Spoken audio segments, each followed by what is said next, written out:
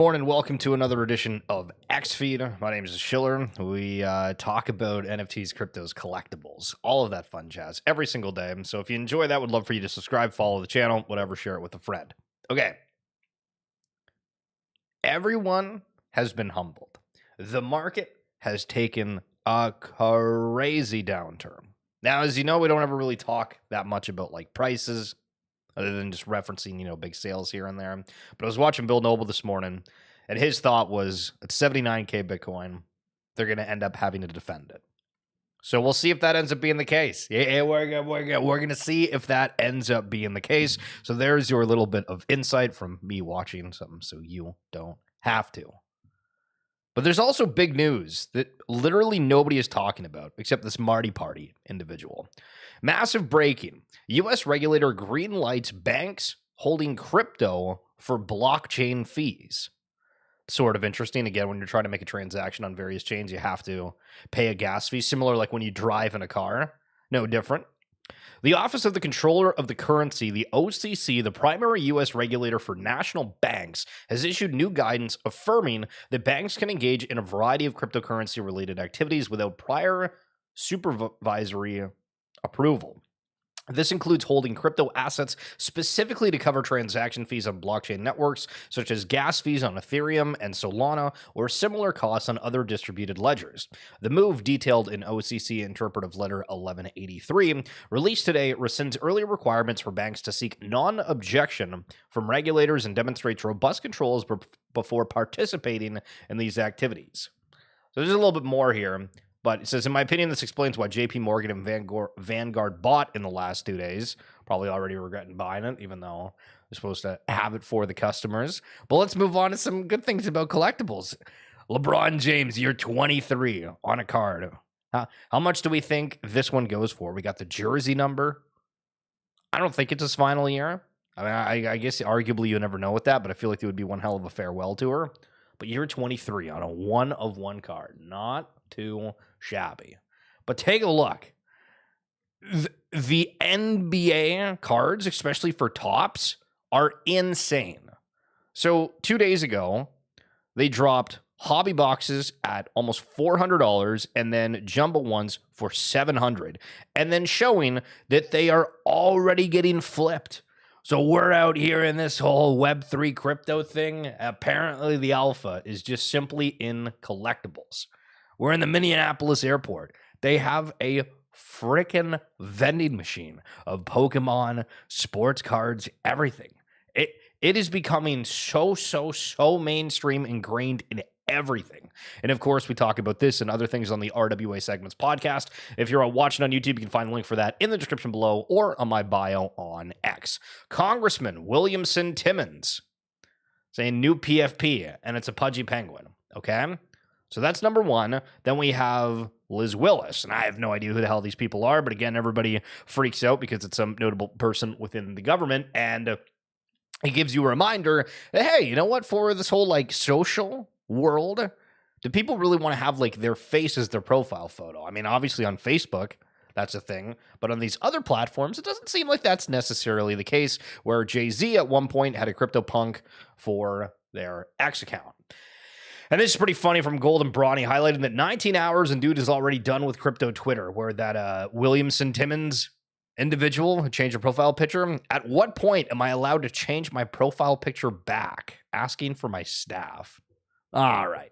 So it gets a little bit of taste of what it has to throw out 200,000 view tweet bangers because you switch to a Pudgy penguin, and all of a sudden, you're all ready to get out of Dodge. Unreal. Robinhood CEO Vlad Tenev brings up NFTs of all things. Money will continue to be important with artificial super intelligence because we will still have private property, and private property necessitates money. There will continue to be scarce assets like prime real estate, front row concert tickets, even NFTs with good provenance. More and more people will be paid to play games and do other jobs that we think of as leisure now. Consider chess, one of the first intellectual domains in which AI achieved superhuman performance.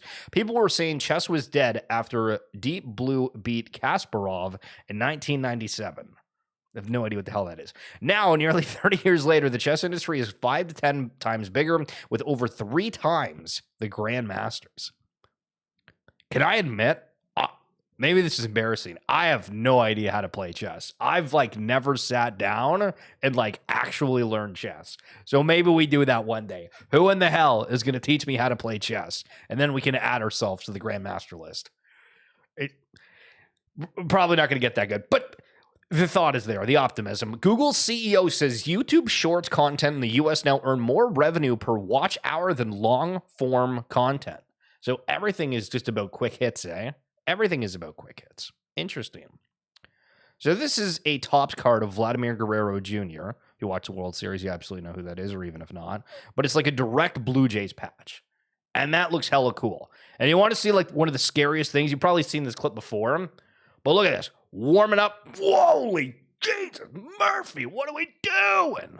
Unreal. That had nothing to do with Vlad Guerrero, but just baseball in general. Also, Topps sold these 2 MVP cards where it was like one was Ohtani, one was Judge, and it was like $2,000.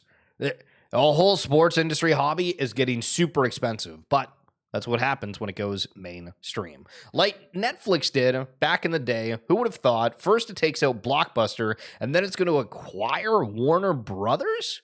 Netflix has told Warner Bros. That they will release their movies in theaters if they acquire the studio. Man, Netflix is having an absolute monopoly on everything that's starting to come through. It's super crazy. And I remember when there used to be a section on Netflix that said Netflix Originals. And it had shows that were absolutely not Netflix Originals, but they were able to buy the rights to it and I guess just like slap that label on it. And it just continues to get bigger and bigger every single year. Notice the other day when we talked about how people were calling like a bottom on Bitcoin, this happened again yesterday where they were like, okay, we bought it, we did this, and then it like went like to 80,000 overnight. If you haven't seen the chart, spoiler alert, it's not great. But while crypto is dying, people are out here buying Superman comics for millions and millions and millions. Let's go 7.7. I'm at 7.6. Do I hear 7.7 from you, Heritage Live? I will say, fair warning at $7.6 million, unless I have that advance or give me a cut at 7.65. Fair warning, $7.6 million. $7.6 million. 7502. Wait, what? Congratulations to our phone bidder. Congratulations to our bidders. Thank you very much. That is the record of all records for comic books. Okay. So, what was the number? $7.6 million.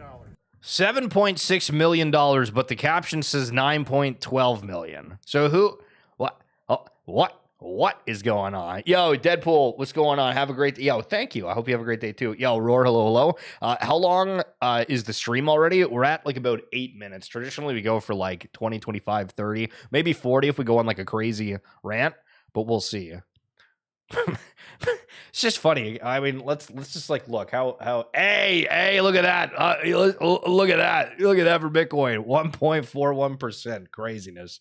But like legitimately, you wake up and you're like, holy smoke. So it's down 7% in the last hour. But I mean, listen, 1040, you go to bed, it's at 90K, and then you've lost $10,000 by the time you've woke up. I mean, if you have like a whole Bitcoin or whatever, right?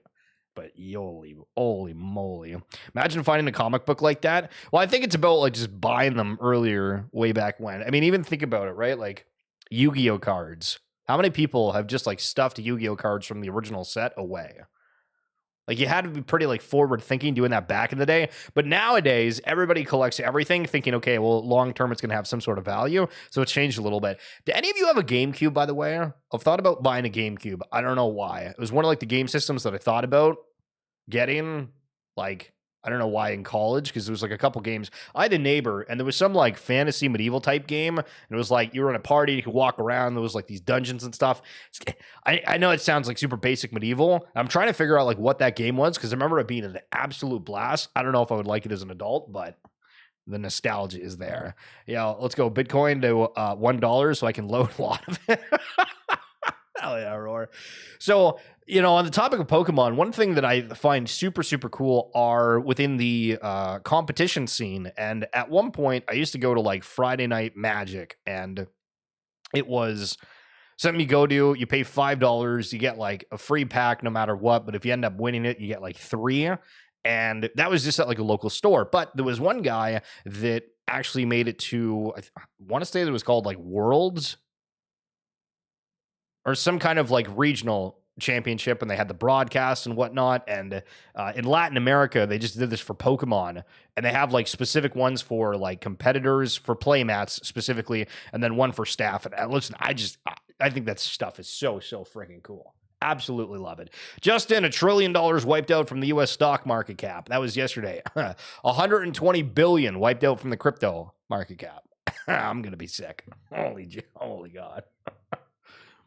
Okay. So you ask yourself, all right, the Schiller guy keeps talking about collectibles and whatnot, because it is getting like just to a point that you cannot ignore. PSA, basically the leading card grader, right? So, these slabs, all right? Get a card graded to add the value to it. They've just increased all of their wait times from 65. And these are all like different offerings, right? Like it's a very complex situation to like get into how graded cards work, the difference between them. If you have like a rare card, the difference, But like some of the more expensive ones, the turnaround is like not that bad. Okay, it's like an additional day or two, but then it pushes for like, all right, you're buying the value one. Instead of like 2 months, you're pushing 3. And then in 65 days to 95. Like the demand is insane. Well, then you have people kind of crashing out a little bit on the timeline. So Tim Livingston is really into the VeeFriends brand and has some choice words to say about what's been going on. Doing dishes at 3 a.m. I woke up and I'm awake. I went to bed so early that when I woke up, now I'm up. So I'm doing dishes in the morning. I got a couple of things that I'm thinking about. I'm catching some flack online because I don't know. I saw this announcement by VeeFriends where they had all this alpha going on, and the alpha ended up being like how and when to buy something and what that thing was, which is great. And I guess that's information that's great to know. But I bet you I'm going to get emails about this. I'm going to see it 100 times before the product releases. So to me, that's not really alpha. That's just like, yeah, this is where you can buy something and get hyped about it. That being said, there's no shade against this product. I think it's fine. I won't be buying it. I won't be buying anything from VeeFriends until I see some changes within the organization. I love them, but I'm not going to put my money there because I just think that there's better ways to spend it right now in this economy for sure. And also, I don't believe in what they're doing currently as far as just selling. I really am glad that they gave my students some things for VeeFriends for Teachers. That's amazing. And I'm really glad to hear that there's meetings going on. There's talks about VeeFriends for Teachers. But right now, I'm just not super interested in spending money on collectibles in the VeeFriends ecosystem. There's just so many of them. I can't keep track. It's hard to know the prices of things. It's hard to wheel and deal them. And it's hard to make good decisions because they just keep coming out with new products and I don't know which one's going to hit and which one's not. And yeah, I'm just not interested in collecting it myself. So it's just something I'm going to buy. So just wanted to put that out there into the world. I don't hate this at all. I don't hate it. I just dislike the breeding of FOMO, the relentless selling, the products that just, I don't know, it's a scratch off to me. It's like everyone's going to go for these gold coins. There's like 5 of them. And so it'll be great if you get it. If not, I think you're probably going to overpay for a sticker, a pin, and a coin. But anyway, those are my unbridled 3 a.m. thoughts. Okay, so I saw something that was like their Eruption Island, where like potentially you could get a pack, like a booster box or whatever of VeeFriends cards for like 98% off or something. And then he's talking about coins, pens, pins, some other stuff, and I guess that's a part of it. But I do recall on the timeline seeing them saying alpha, and then they were pushing some whatnot stream link. And if you don't know what whatnot is, basically, like, imagine if you were watching this and I had, you know, a whole bunch of cards and you were like, I want to buy a pack of cards, right? But it's like an experience. So instead of you opening it, like, I open it and then I mail you it and you bid on it, whatever. It's basically that sort of concept, right? Where it's like live selling of something. And so that's what he's referencing in terms of, okay, so they have all these things and it's like, we have new products, whatever, and it's all sell. And that's something that we've talked about kind of repeatedly lately of, we don't really see these blockchain-based brands or IPs doing anything that is free. Now, there is some, you know, that do have small caveats here and there, and obviously everything is a business, but we go back to kind of the original thought that people have of, oh, I spent like X amount on this like certain NFTs, so I should get something from it. Now, how do you kind of argue with this? And I guess the only thing that I can come up with, right? Like, if I'm going to try to take the other side of the coin, other side of the coin and say, all right, how can you look at this in like a positive mantra in a way? The only thing that comes to my mind is thinking, okay, if they're successful with creating this brand, which is something we've thought with a lot of the other crypto-based brands, that their merchandise, their early releases, whatever it is, obviously VeeFriends have been around for a little bit, so this wouldn't be classified as an early release, but theoretically with the whole like flipper mindset, doing that in big quotations, right? All right, you buy this product and then, you know, it's limited run and then all of a sudden potentially there's demand down the road. That's like the only thing that in my mind I could think, okay, well, yeah, I guess looking at it from that perspective, you could call it alpha. But I don't know. In this cycle, a lot of people and brands will use the bearish market to get out of crypto and Web3 as an excuse or just get tired of it all because it is tiring. But for a lot of reasons, people will leave the pirate. Okay, well, actually, you're making me think of something else here because, I mean, think of the top brands in the world, right? Like we talk about like Hello Kitty, Pokemon, whatever. They still sell products all the time, right? And it's completely irrelevant. You don't have this kind of conversation at all in something that doesn't have crypto ties. This is like an exclusively crypto related thing because there's like expectations of getting something free. Now, I don't know for the second one because that one was pretty good, but he did do a follow-up. So we might not play it all, but here's his follow-up because it ended up getting like a ton of attention. He wasn't wrong about that. Let me just tell you, if you have a negative thing to say about a VeeFriends drop, get prepared because people are going to not like what you have to say. Some people are going to absolutely agree with you, but some people are absolutely not going to agree with you, and that's okay. That's okay. I don't expect everybody to agree with me. I don't expect everybody to see it from my point of view. Main thing is here, guys, I want to see VeeFriends grow and thrive. I get the ick from this stuff. I want to take a step back from VeeFriends when I see this type of behavior. Here's an example.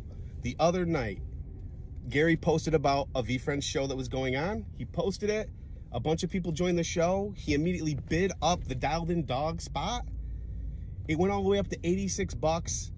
And somebody else bought it for 86 bucks. That's way higher than it should go. That gives me the ick. I don't like it. The ick. It's great marketing. The ick. It's wonderful marketing. It's gonna work. It's gonna get people to join, and then it's gonna get people to want to show off and to buy that pack and beat Gary for getting it. All right, that was the night before last. It just gives me the ick. It's genius marketing, and it's gonna get them a lot of money, and you're gonna sell that dialed in dog spot for more, but it doesn't make me feel good. Do you know what I'm saying? I just don't feel good about that. Having all these now, like last night, I was on my phone, and it was like, alpha, the alpha, alpha, the alpha, alpha, the alpha, alpha, and then I'm like, oh, well, what's going on? It must be something really good. It must be something really informational. I gotta learn about it. It's just another product drop. And I'm not saying they shouldn't be dropping products. That's not what I'm saying at all. I'm just saying I'm sick of it. I'm not buying. When I look around, I'm not seeing a lot of new faces in, really. A lot of people come in. Well, it is sort of a niche, right? So, like, here, let's go to the VeeFriends website and just like take a gander here for a second, right? The challenge okay, I missed it. I can't even read it. It goes too quick. What are we doing here? Okay, so we have, remember, he made a comment about how it was like too much to follow. So we have like the super sticker package. We have the treasure chest for VeeFriends. We got book games, which is moving to base, which we talk about every single day. Everybody's doing stuff on base. So like, pretend I'm like knocking on your door right now and just giving like a little, hey, it's probably worth paying attention to what's going on with base because it feels like all the momentum is flowing in that direction. If you remember Flow earlier in its cycle when it started having all the different sports platforms and it felt like kind of really exciting at a point, I feel like base is starting to get all of that. So we got more super stickers with different athletes. You got Topps, VeeFriends, Chromes. You have a whole bunch of different comic books. This is the box that I was talking about. That was like the 98% off if you ended up getting it. Advertisements about like how to buy the NFTs and everything else. And like, I mean, again, they are really, really building out the IP, but super interesting because, again, Tim Livingston is like a huge bull regarding that. So it's kind of surprising to see.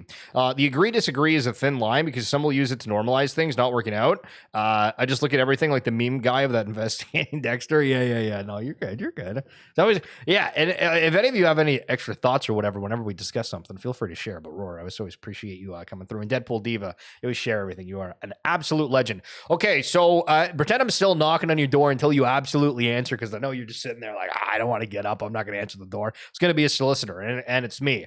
But I'm here, and I'm knocking away because X is starting to roll out account country labels. So wherever the hell you are in the world, if you don't want people to know where you are, this is what you need to be paying attention to. So on your mobile phone, I want you to go to your privacy and safety settings, okay? And I think you can do this on desktop, but like this is just screenshots from the phone. You're going to go to About Your Account, which is on the bottom of privacy and safety window, at least on my mobile. All right. And then you are going to switch it because by default, it's your country. You're going to switch it to use region or continent. Okay. And then you're going to send the stream to any friend, or you're just going to tell them what to do. Go to your privacy and safety, About Your Account, go over and change it to use region or continent. Okay? Capiche? Lovely. We're both better off today. This is recirculating. So CZ from Binance. Waiting for the new headline, Bitcoin crashes from 101,000 to 85,000. Save the tweet. Now, this was back in December 17th of 2020. And look at the hysterics we have on the timeline. Now, this went from like 125 down to like 80, right? So a little bit of a separation sort of situation, but very interesting to look back in time because that was the thought. I would love viewers to come talk too, and also viewers share their thoughts in your post on X after you finish the stream. Like, what did you guys think about the part? And any comments? Come on, Crypto Bro. Bro, I appreciate that. Hell yeah. But thinking about it more and more, a lot of people look at something and they're like, how can I get the most engagement out of it, right? Whether it's like something that's like non-educational, something that's just kind of a meme post of sorts. Like somebody posted, I think like